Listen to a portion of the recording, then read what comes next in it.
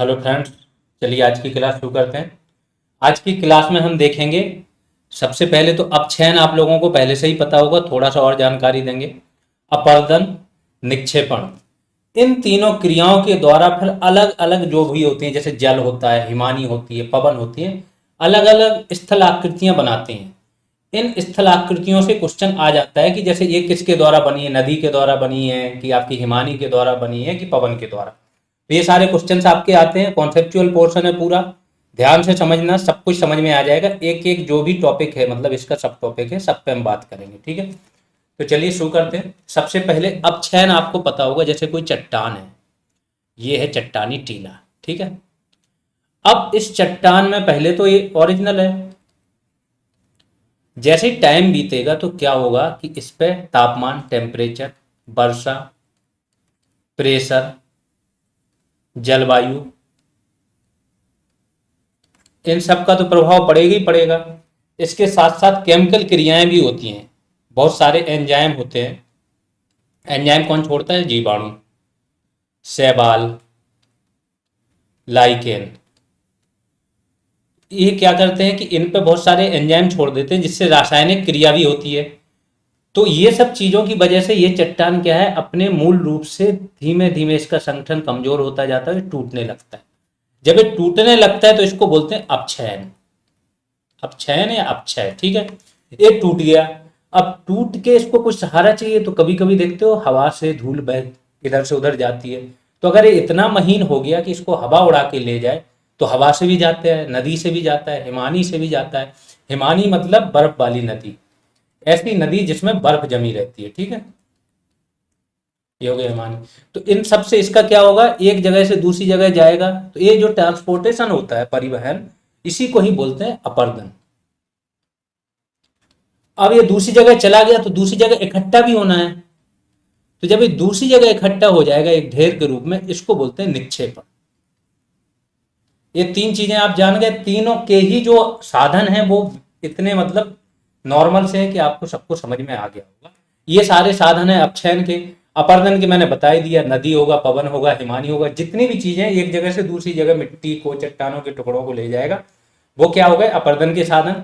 निक्षेपण तो एक वो व्यवस्था है कि कहीं पे जाके इकट्ठा हो गए। अब आता है, एक होता है बृहद क्षरण। बृहद क्षरण या बृहद संचलन भी होता है, ठीक है। तो बृहद क्षरण वो होता है जिसमें बड़े पैमाने पे इसका क्षरण हो रहा है। फिर जब बड़े पैमाने पे क्षरण हो रहा है तो बृहद संचलन भी होना चाहिए। बृहद संचलन मेनली होता है आपका गुरुत्वाकर्षण के कारण। जब गुरुत्वाकर्षण बल अधिक प्रभावी होता है, चट्टानें कमजोर होती हैं, तो पूरी की पूरी चट्टान ऊपर से नीचे चली आती है, जिसको बोलते हैं भूस्खलन। तो ये बृहद संचलन का उदाहरण है क्या, भूस्खलन। आगे चल के इसको पढ़ेंगे। तो बृहद क्षरण और इसके परिणाम स्वरूप बृहद संचलन देख लो क्या होता है। गुरुत्वाकर्षण के प्रत्यक्ष प्रभाव के कारण चट्टानों के मलबे का, जो चट्टानों का मलबा है, पूरी चट्टान भी आती है कभी कभी। अभी कल ही परसों आया, जो जे के हाईवे है वो बंद हो गया, भूस्खलन हो गया वहां पे, ठीक है। कहीं पे आपकी यात्रा चल रही थी कोई उत्तराखंड में, वो यात्रा बंद कर दी गई क्योंकि बड़ा सा पत्थर आपका गिर गया मार्ग पे। यही होता है आपका क्या, बृहद संचलन के उदाहरण है। गुरुत्वाकर्षण के कारण क्या है, पूरा चट्टान है और उसके साथ उसका मलबा ढाल के अनुरूप, जो उसकी ढाल होती है ऊपर पहाड़ी से, तो यहाँ चट्टान है। अब चट्टान क्या है, जुड़ी हुई होती है अपनी नीचे की चट्टान से, तो ये नीचे की चट्टान से अलग होकर सीधा नीचे चली जाती है ढाल के साथ। तो ढाल के अनुरूप स्थानांतरण होता है, ठीक है। इसके अंतर्गत क्या आता है, विसर्पण। विसर्पण मतलब पूरी मिट्टी जो है ना, धीमे धीमे पूरी मिट्टी आ जाती है नीचे, ऐसे करके उतर, पूरी लेयर एकदम नीचे की ओर आ जाती है। बहाव और भूस्खलन, ये सारी चीजें शामिल हैं। आगे चलते हैं। भूस्खलन जानते हैं क्या होता है? अभी मैंने बताया कि भूस्खलन ही यही है कि पूरा चट्टान, उसके साथ मलबा, उसके ऊपर जो भी चीजें, सारी चीजें नीचे चली जाती है। किसके कारण? जी के कारण, गुरुत्वाकर्षण के कारण। ये अपेक्षाकृत तीव्र संचलन है। इसमें चट्टानों का एक बड़ा भाग नीचे की चट्टानों से अलग होकर, अब नीचे की चट्टानें कौन सी हैं, जैसे ये है, ढाल थोड़ा सा ज्यादा हो गया, ये वाला ढाल, ठीक है, ये आपका पहाड़ है, ये यहाँ पे एक चट्टान, बृहद चट्टान है। अब ये नीचे से जुड़ी हुई होगी, सिंगल ही चट्टान होगी, तो ये क्या, यहाँ से अलग हो गई और ढाल के सहारे नीचे की ओर आ गई, तो अपनी नीचे की चट्टान से अलग होके नीचे की ओर आ जाती है। तो ये क्या हो गया, आपका भूस्खलन हो गया। ये सारी चीजें जान ली। अब इसके आगे हम देखेंगे स्थल आकृतियां। स्थल आकृतियां कौन कौन बनाएगा, हम लोग मैन देखेंगे, नदी द्वारा, हिमानी द्वारा, और आपकी जो मरुस्थल की स्थल आकृतियां है, मरुस्थल में ज्यादातर पवन ही बनाती है, ठीक है। ये सारी स्थल आकृतियां देखेंगे, इनसे क्वेश्चन आ जाते हैं, ठीक है। तो सबसे पहले नदी की स्थल आकृतियां देख लेते हैं। नदी कैसे बनाती है, देखो नदी सबसे पहले कहीं ना कहीं किसी ग्लेशियर से निकलेगी। अब ये निकलेगी तो यहाँ पे अधिकतर नदियों का जो कॉमन बता रहे हैं कि यहाँ पे कोई ना कोई पहाड़ वगैरह होगा, मैक्सिमम नदियों का ये, तो पहाड़ वगैरह होगा, यहाँ से नदी निकलेगी। जब ये नदी निकलेगी तो कहाँ आएगी, गिरिपद में, इस पहाड़ के निचले भाग में। यहाँ पे क्या होता है, बोल्डर होते हैं, बड़े बड़े पत्थर से होते हैं, कंकड़ होते हैं, यहाँ नदियाँ गायब हो जाएंगी। पहली चीज तो यही, पहाड़ से जब वो गिरेगी तो पहाड़ पे क्या है, अचानक से ढाल क्या है, बिल्कुल महीन हो गई, सीधा गिरता है, जिसको क्या बोलते हैं, जलप्रपात। अगर जलप्रपात छोटा है तो इसको क्या बोलेंगे, छिप्रिका। तो ये जलप्रपात यहीं बना लेगी, छिप्रिका यहीं बना लेगी। यहाँ पे नदी क्या है, गायब हो जाएगी। जब गायब हो जाएगी तो वहां पे अलग अलग स्थल आकृतियां बनाएगी। फिर नदी आगे बढ़ेगी तो यहां से जो नदी की स्पीड बहुत ज्यादा तेज थी, प्लस जो हिमालयी नदियां हैं वो क्या है, बहुत ज्यादा अपने यहाँ अपर्दन करती हैं, तो इनके साथ बहुत ज्यादा अवसाद भी आता है। जब ये अवसाद लेके चल रही, लेकिन मैदानी भागों में इनकी स्पीड क्या कम हो जाएगी, तो अवसाद को यहाँ पे क्या कर देंगी, डाल देंगी। तो ये क्या हो जाएगा आपका, जलोढ़ पंख या जलोढ़ शंकु भी इसको बोलते हैं, ये बनाएंगी। फिर नदी आगे जाएगी तो नदी क्या है, सीधा मार्ग नहीं होता है, ऐसे करके जाएगा, तो इसको क्या विसर्प बनाती है। जब एच के आकार में नदी चलती है तो इसको क्या बोलते हैं, विसर्प बनाएगी नदी। जब ये विसर्प बनाएगी तो फिर धीमे धीमे क्या होता है, ऐसे बनाया इसने, फिर अचानक से इसका मार्ग फिर सीधा हो गया, तो ये वाला कोर्ना अलग रह जाता है, ठीक है। तो ये कैसा रहेगा, ऐसे नदी निकल जाएगी, तो ये हो जाएगी आपकी क्या, गोखुर झील। इस तरीके से नदियों की बहुत सारी स्थल आकृतियां लास्ट में जाएगी, तो यहाँ क्या हो जाएगा, बहुत ज्यादा अवसाद हो जाएगा और नदी की जो गहराई है वो कम हो जाएगी, तो यहाँ क्या, बाढ़ का मैदान बनाएगी, क्योंकि यहाँ बार बार बाढ़ आएगी। इस मैदान में नदी हमेशा नई मिट्टी लेके आएगी, बहुत उपजाऊ मिट्टी होती है, जैसे आपका कोसी नदी है ना।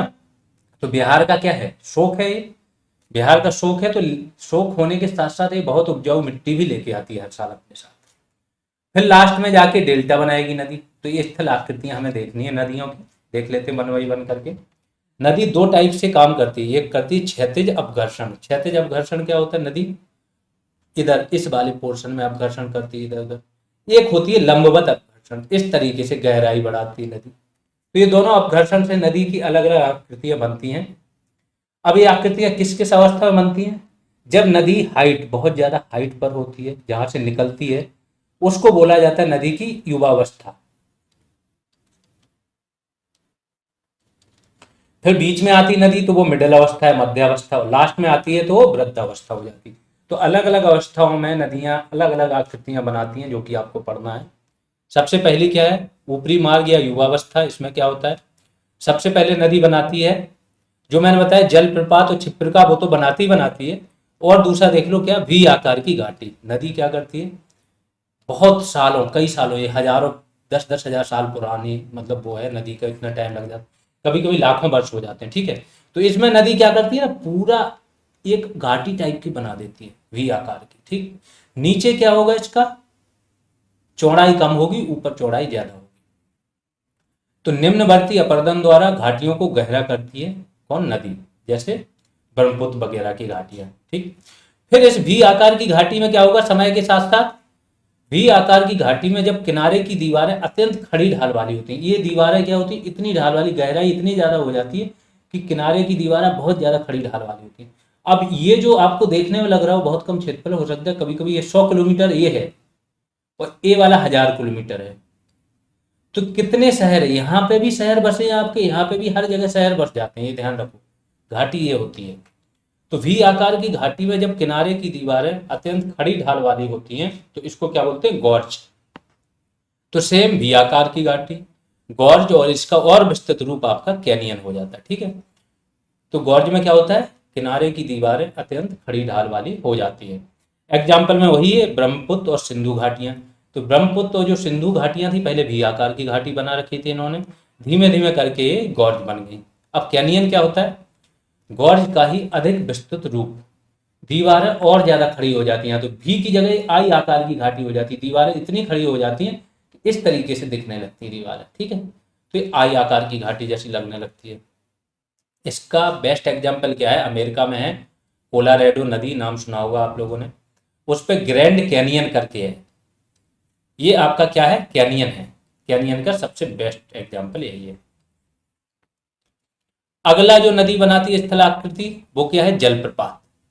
बताया मैंने अभी कहाँ बनता है जलप्रपात, कि जब नदी यहाँ से आ रही है, पहाड़ से यहाँ से बहती हुई आ रही है, अचानक से पहाड़ की ऐसी ढाल तो पूरा पानी यहाँ पे गिरता है बहुत ऊंचाई से, तो ये हो गया जलप्रपात। छोटा जलप्रपात का छोटा रूप क्या होता है, क्षिप्रिका। फिर यू आकार की घाटी भी नदी बनाती है, लेकिन यू आकार ये अभी तक क्या थी, युवावस्था वाली थी। अब ये जो आ रही है आपकी 1 2 3 यहाँ से, ये नदी की स्थल आकृतियां कौन सी है, प्रौढ़ावस्था वाली। प्रौढ़ावस्था क्या होती है, जब तरुण है नदी, ठीक है, बीच की अवस्था है वो, उसमें नदी क्या करती है, यू आकार की घाटी बनाती है पार्श्व अपर्दन द्वारा। तो जो वी आकार की घाटी है, अब इनका अपर्दन निचला अपर्दन हो जाता है, तो इस तरीके से ये नीचे की भी चौड़ाई बढ़ जाती है, तो ये क्या होता है, यू आकार की घाटी।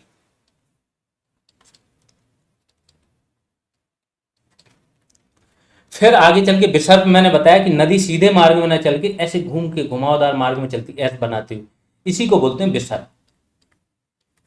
और जब ये फिर बाद में इसका मार्ग चेंज होगा तो ये वाला पोर्शन इसका छूट जाएगा, नदी फिर सीधी हो जाएगी, तो नदी सीधी बहने लगेगी, ये वाला मार्ग छूट जाएगा, ये हो गया आपका क्या, गोखुर झील। जलोढ़ पंख क्या होता है, बता चुका हूं पहले कि मोटे तथा भारी अवसाद के बड़े बड़े कण जब पर्वतपदीय मैदानी भागों में निक्षेपित हो जाते हैं, पर्वतपदीय मतलब पर्वत से निकल के तुरंत ही नीचे अगले मैदानी भाग होते हैं वहां पे निक्षेपित हो जाते हैं, तो इसको क्या बोलते हैं, जलोढ़ पंख। निचले उसमें चली जाती तो देखो नदी जब शुरुआत होती तब बहुत सारी धाराएं मिलकर नदी को बनाती हैं, फिर जब नदी अपनी मेन अवस्था में होती है तो सिंगल जाती है, ठीक, और जब लास्ट में होती है फिर नदी की बहुत सारी धाराओं में वितरित हो जाती है। तो जो लास्ट की अवस्था है नदी की, जैसे गंगा भी है आपकी, है ना, तो गंगा भी लास्ट में बहुत सारी वितरकों में बट जाती है, तो इसमें क्या हो गया आपका, गुम्फित नदी, इसको बोलते हैं गुम्फित नदी, जब नदी अपनी अंतिम अवस्था में बहुत सारी वितरकों में बट जाती है। तो ये आपकी कौन सी है, वृद्धावस्था वाली आकृतियां। 3 आकृतियां ये आपकी प्रौढ़ावस्था वाली है, उसके पहले की 5 अवस्थाएं आपकी कौन सी, नदी जब एकदम युवावस्था होती है, और गुम्फित नदी आपकी क्या है, वृद्धावस्था वाली। वृद्धावस्था में दूसरी चीज क्या बनाती है, बाढ़ का मैदान। तटबंध बनाती है, तटबंध कैसे बनाती है, जब नदी मैदानी भाग में जाती है तो अवसाद को अपने किनारे लगाती रहती है, तो एक प्रकार का तट नदी अपने आप खुद बनाती जाती है और वहां से नदियां बहती रहती है, इस तरीके से होता है। ठीक है, गोखुर झील बता चुका हूं, गोखुर झील क्या होती है, तो गोखुर झील भी बनाती है। डेल्टा आपको पता है, नदी जब लास्ट में पहुंच जाती है तो अवसाद उसके साथ बहुत ज्यादा होता है, ये बह रही नदी, अवसाद होता है तो लास्ट में पूरा मैदानी भाग, तो यहाँ पे नदी जगह जगह करके क्या होता है, अवसाद छोड़ देती है, ये अवसाद को ही क्या बोला जाता है, डेल्टा। जैसे सुंदरबन का डेल्टा है, ये भी बहुत ज्यादा उपजाऊ होता है, दलदली होता है, सारी चीजें होती है इसमें। ठीक है, और ये त्रिभुजाकार आकृति में बनाते हैं, गोल मैंने बना दिया, गोल नहीं, इस प्रकार से इसका आकृति रहता है, त्रिभुजाकार आकृति। और कई जगह आकार बदलता रहता है, पंजाकार भी होता है, इस तरीके से भी डेल्टा बनाती है, दंताकार भी बनाती है, तो वो अभी लास्ट में देखेंगे। डेल्टा क्या है, नदी अवसाद को मुहाने पर निक्षेपित कर डेल्टा का निर्माण करती है। त्रिकोणाकार उभरी हुई आकृति होती है कौन सी, डेल्टा। अब अलग अलग आकार के डेल्टा कौन कौन सी नदियां बनाती है, जैसे चापाकार डेल्टा कौन बनाता है, नील नदी, गंगा नदी और रायन नदी। इनका डेल्टा क्या, एक चाप के रूप में रहता है, इस तरीके से रहता है, तो ऐसे फैला रहता है इनका डेल्टा। ठीक, पंजाकार डेल्टा कौन, इसका बहुत आता है, यूपी पीसीएस में एक क्वेश्चन पूछा जाता है, पंजाकार डेल्टा। तो मिसिसिपी नदी जो है आपकी वो क्या, पंजाकार डेल्टा बनाती। एक होता है परित्यक्त डेल्टा। परित्यक्त डेल्टा क्या है, इसके शब्द को ही समझ लो कि डेल्टा जहां एक बार छोड़ दिया नदी ने, उसको क्या त्याग के फिर अगली जगह डेल्टा छोड़ती है यहाँ पे, तो ये हो गया परित्यक्त डेल्टा। कि पहले से निर्मित डेल्टा की जगह दूसरी जगह अवसाद निक्षेपण को क्या बोला जाता है, परित्यक्त डेल्टा। और इसका उदाहरण क्या है, चाइना की वांगो नदी। अब ये तो हो गया डेल्टा। डेल्टा कौन सी नदियां बनाएंगी, जिनके साथ भारी मात्रा में अवसाद आ रहा है। अब कुछ नदियां ऐसी हैं जो कहां से, रिफ्ट वैली से बह रही हैं। अवसाद कैसे आएगा, पहले तो ये समझो कि जब कोई पहाड़ पर्वत है जिसकी चट्टानें क्या है ना, बड़ी कमजोर है, चट्टानें कमजोर है, पेड़ पौधे मृदा है, तो वो वहां से बहा के ले जाएंगे, यही क्या बन जाएगा, आपका अवसाद बनेगा। लेकिन जो रिफ्ट वैली होती है उसमें क्या होता है, दो पहाड़ है, ब्लॉक पर्वत पता ही होगा, सतपुड़ा या विंध्याचल, इनके बीच से नदी बह रही है, कौन सी आपकी, नर्मदा नदी। तो इसमें क्या होगा ना, अवसाद का कोई चांस ही नहीं है, बहुत कम अवसाद होता है या होता ही नहीं है, क्योंकि चट्टानें बहुत कठोर है, अगल बगल भी कठोर चट्टानें है, तो कहीं से नदी का सिंपल सा मार्ग है, बहुत ज्यादा ये अपर्दन करती नहीं है नदी। तो क्या होगा कि यहाँ पे डेल्टा ना बन के नदी क्या है, इसी मार्ग को और बहुत गहरा कर देती है, जब लास्ट में समुद्र में मिलने वाली होती है, गहरा कर देगी, फिर समुद्र में मिल जाएगी। तो इसको क्या बोलते हैं, ज्वारनदमुख। कि अधोमुखी अपर्दन का धीरे धीरे चौड़े और गहरे मुहाने का निर्माण करती है। मतलब ये मुहाना होता है ना, लास्ट में चौड़ाई भी बढ़ जाती है इसकी और गहरा भी हो जाता है, तो इसे क्या बोलते हैं, ज्वारनदमुख। तो ज्वारनदमुख अधिकतर जो आपकी प्रायद्वीपीय नदियां बनाती हैं, वो नदियां बनाती हैं जो नदियां क्या हैं आपकी, भ्रंश घाटी से होके बह रही। बेस्ट एग्जाम्पल है नर्मदा नदी और तापी नदी। ये तो हो गई आपकी नदी वाली स्थलाकृतियां, सारी आपने जान ली है। अगली स्थल आकृतियां देखेंगे हम, हिमानीकृत स्थल आकृतियां। पहली चीज तो आप ये समझ लो, हिमानी है क्या, किसे बोलते हैं हिमानी, वो नदी नदी जो बर्फ से जमी रहती है। अब कैसे ये बर्फ से जमी रहेगी हमेशा 12 महीने, तो होता क्या है कि हिमालय के ऊपर एक हाइट से ऊपर आप जाओ 3000 मीटर के ऊपर, जैसा मैंने बताया कि हर 1 किलोमीटर, 1 किलोमीटर मतलब 1000 मीटर, हर 1 किलोमीटर पे आपका टेम्परेचर 6.5 डिग्री सेल्सियस कम हो जाता है। 3 किलोमीटर चले गए तो कितना हो गया, 19.5, ठीक है, 19.5 डिग्री सेल्सियस आपका टेम्परेचर कम हो गया। और ज्यादा ऊपर चले गए आप तो और ज्यादा कम हो गया। तो टेम्परेचर पहले से सोचो 16 डिग्री सेल्सियस है, तो ये जीरो से नीचे चला गया, 19 है आपका तो भी जीरो से नीचे चला गया। तो इस प्रकार से ये टेम्परेचर आपका क्या होता है, नीचे जाता है। टेम्परेचर जब आपका ये नीचे जाएगा तो यहाँ हमेशा टेम्परेचर 0 डिग्री सेल्सियस से नीचे रहता है और हमेशा बर्फ जमी रहती है। तो ऐसी रेखा जिसके ऊपर हमेशा बर्फ जमी रहती है उसको क्या बोला जाता है, हिमरेखा।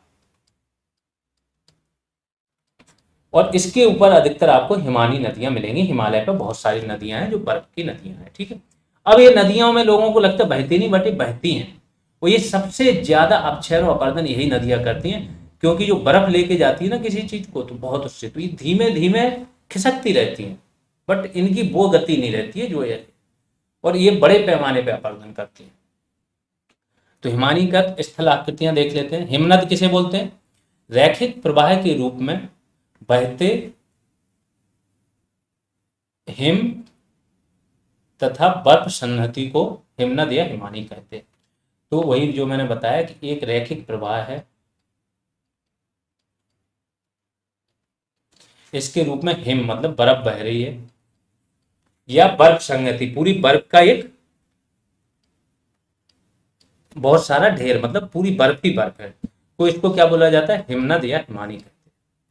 दूसरा हिम रेखा मैंने बता दी, ऐसी रेखा या ऐसी सीमा जिसके ऊपर वर्ष भर हिमावरण बना रहता है। स्थल आकृतियां क्या क्या बनाती है हिमानी, तो एक बनाती, ये आपको याद ही करना पड़ेगा, सीधा याद कर लो, नाम याद कर लो, रॉस मुटाने। होता क्या है, एक प्रकार का चट्टानी टीला, जैसे हिमनद यहाँ से बह रही, बीच में एक चट्टानी टीला आ गया जो बहुत कठोर है, अपनी जगह से हिल ही नहीं रहा है, तो ज्यों का त्यों बना रहता है। तो एक प्रकार का चट्टानी टीला जिसका निर्माण हिमनद के मार्ग में कठोर चट्टानों के आ जाने से होता है। हिमनद के मार्ग में कठोर जो है आपकी चट्टान वो आ जाए तो वो ज्यों की त्यों बनी रहेगी, बाकी हिमनद अपना अगल बगल से बहती रहेगी। दूसरा, सर्क या हिमगह्वर, डायरेक्ट यही पूछा जाता है कि एक स्थलाकृतियां किसके द्वारा बनती है। नाम दे देंगे, आपको समझ में ही नहीं आएगा। अरेट दे देंगे, अरेट में बहुत सारे लोग कंफ्यूज होते हैं, रेत रेत आ रहा है, ठीक है, तो ये किसका हो गया, मरुस्थल वाला, बट ऐसा नहीं, ये हिमानी का स्थलाकृतियां। तो सर्क या हिमगह्वर क्या है, घाटी के शीर्ष पर एक अर्धवृत्ताकार आकृति वाला विशाल गर्त है। जैसे एक घाटी है आपकी, अब इसके शीर्ष पे अर्धवृत्ताकार आकृति वाला विशाल गर्त, आधा वृत्त का आकार बना है, ऐसे गर्त है जिसमें पानी भी बह सकता है, आगे चल के बहेगा भी। अभी देखो अगली स्थल आकृति आएगी जो। अरेट क्या होता है, मध्य नुकीला भाग जिसके दोनों ओर सर्क होता है। तो ये वाला भाग आपका नुकीला भाग, मध्य का ये पोर्शन, ये क्या हो गया, अरेट, क्योंकि इसके दोनों ओर सर्क है, इधर भी सर्क है उधर भी सर्क है। हॉर्न या ग्रीसंग क्या होते हैं, सर्क के शीर्ष भाग पर अपर्दन के कारण पिरामिड नुमा चोटी का निर्माण हो जाता है, जिसे हॉर्न कहते हैं। तो शीर्ष भाग है, यहाँ पे और ज्यादा अपर्दन होता है तो पिरामिड नुमा बन जाता है, ठीक है, आगे चल के और नुकीला होगा, तो इसे क्या बोलेंगे, हॉर्न या ग्रीसिंग, ठीक है। तो हॉर्न या ग्रीसिंग बनाता है। आगे चलते हैं, टॉर्न क्या होता है, सर्क की बेसिन में हिम पिघलने से जल भर जाता है, जिसे एक छोटी झील का निर्माण होता है। जैसे एक घाटी है, यहाँ पे सर्क बना, अब सर्क मैंने बोला गहरा होता है, अब इसके बेसिन में क्या है, बर्फ पिघली और यहाँ पे जल भर गया, जल भर जाएगा तो क्या हो जाएगा, झील बन गई है। इसी को क्या बोलते हैं, टॉर्न झील। वर्ग श्रोंड आती है एक आकृति, इसे क्या बोलते हैं, घाटी हिमनद का ऊपरी सिरा जब हिम क्षेत्र से बाहर निकल आता है तो वहां एक विशाल वर्ग श्रृंग का निर्माण होता है, ठीक है। तो घाटी हिमनद है, इसका ऊपरी सिरा जब हिम क्षेत्र से बाहर निकल आता है तो वहां एक विशाल वर्ग श्रृंग का निर्माण होता है, तो वर्ग श्रृंग इसी को ही बोलते हैं। अगला देख लेते हैं, यू आकार की घाटी, वी आकार की घाटी आपने देखी होगी। तो हिमानी भी क्या है, नीचे के मार्ग को चौड़ा कर देती है, तो यू आकार की घाटी भी बनाती है। एक होता है लटकती घाटी, देखो घाटी क्या होती है, पहले तो ये समझो, घाटी होती ऐसे करके चलना है, अब ये नीचे गहराई में आपको ऐसे करके घाटी बना दी, यहाँ लोग, ये क्या करती है, हिमानी आपकी बीच में भी एक घाटी बना देती है, बीच में घाटी सी बना देती है और यहाँ पे भी बस्तियां बस सकती हैं। तो ये लटकती हुई प्रतीत होती है कि बीचों बीच है, ये तो मुख्य घाटी है, ये सहायक घाटी बना दी। तो इसी को ही क्या बोला जाता है, हैंगिंग वैली या लटकती घाटी। उच्च तल वाली सहायक घाटियां लटकती हुई प्रतीत होती हैं। एक एस्कर बनाता है, एस्कर क्या होता है, हिमानीकृत क्षेत्रों में बजरी रेत गोलाश्म द्वारा निर्मित लंबे लहरदार कटक। तो हिमानीकृत क्षेत्र जहां पे हिम जमी हुई है, इसमें क्या होता है, बजरी रेत गोलाश्म द्वारा निर्मित लंबे लहरदार कटक होते हैं। ड्रमलिन क्या होता है, आखिरी स्थलाकृति ये है हिमानी द्वारा बनी हुई, कि अंडाकार कटकनुमा स्थलाकृति ऐसे करके होते हैं ड्रमलिन, ऐसे बनाते हैं, ठीक है।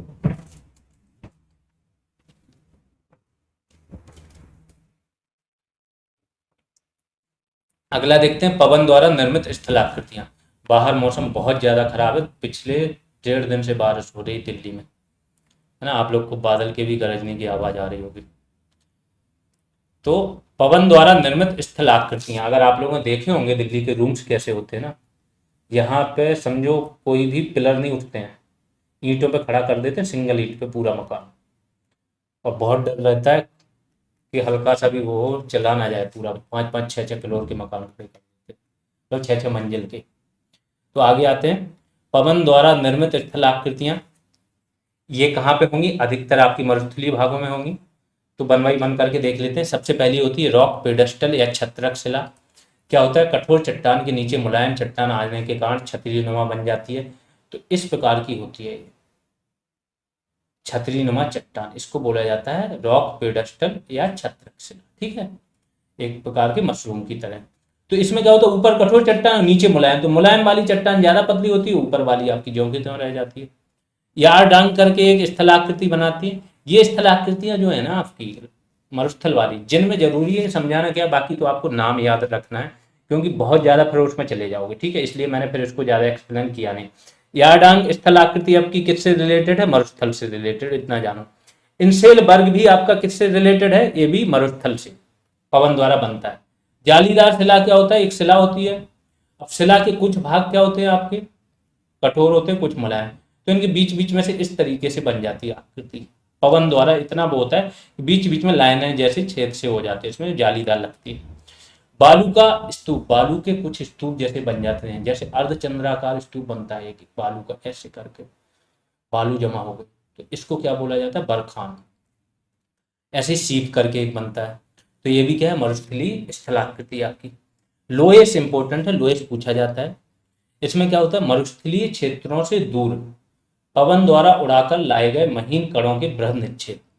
पवन जो महीन कण उड़ा के ले जाता है, कहाँ से, मरुस्थलीय क्षेत्रों से काफी दूर ले जाता है, कभी कभी शहरी क्षेत्रों तक, और फिर ये छोटे मोटे नहीं, लोगों को लगता है जब आप सहारा रेगिस्तान में जाओगे तो 500 या 1000 किलोमीटर जो आपकी बालू होती है ना, वो उड़ के चली जाती है, इटली तक जाती है। इटली में एक खूनी रक्त वर्षा होती है, ठीक है, जो मैंने आपको बताया एक पवन है, आप लोगों को नाम बताना है कौन सी पवन है, जो सहारा मरुस्थल से चलती है, लाल बजरी लेके जाती है, बारिश कराती है, तो रक्त जैसी वर्षा होती है, इटली में कराती है। सोचो, सहारा मरुस्थल पूरा भूमध्य सागर पार करके जाती है, ठीक है। और ये चीज ज्योग्राफी में मैंने पढ़ाई थी आपको वीडियो में, तो जिन लोगों ने पढ़ी थी उनको ये बताना है कि कौन सी है।